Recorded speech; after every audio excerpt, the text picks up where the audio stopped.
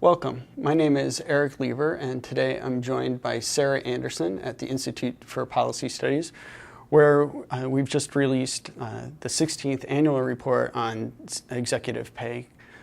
This year's report is titled America's Bailout Barons, and it looks at the executive compensation for CEOs at the top 20 firms that received bailout money.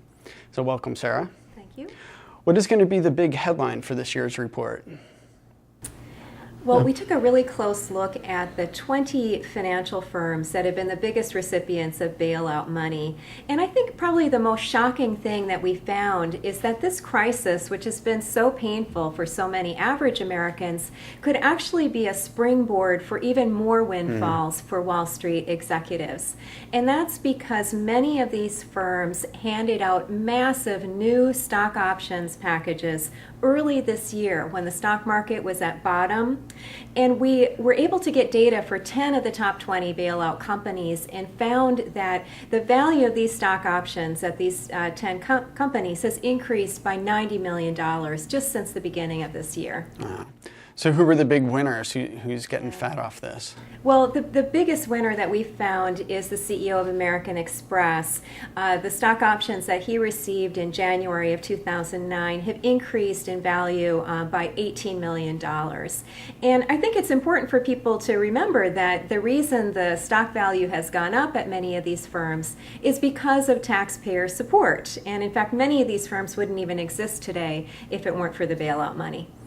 So we had heard talk earlier this year about reforming CEO pay. Obama had said some pretty strong words. Is nothing happening? Well, it's a pretty discouraging time, I think, because the president did come in and very early in his term made a powerful speech about executive pay, where he talked about the excesses as not just a moral outrage, but also a cause of the crisis. And he talked about how it had encouraged this reckless behavior that got us into this mess. And yet, nearly a year after the real eruption of the crisis, we're seeing that the CEO pay bubble is still not popped. In the report, you talk about some of the problems with regulation and how we're going to overcome that. What do you see the biggest hurdles being? Well, we looked at the gap between how much the executives on Wall Street who really led the country in this crisis are making versus the paychecks for the regulators here in Washington who are supposed to be reining in this reckless behavior. And what we found are really extreme gaps. The CEOs at the top 20 financial bailout firms, last year they made 85 times as much as the heads of the main financial regulatory bodies here in Washington. That's 85 times as much. And of course, the gaps are just as extreme at the lower levels where sort of the day-to-day regulatory work goes on. And this is a problem because those huge paychecks on Wall Street lure away talent from public service, and they also breed conflict of interest. It's understandable. Why be really tough on a company that might be your employer someday?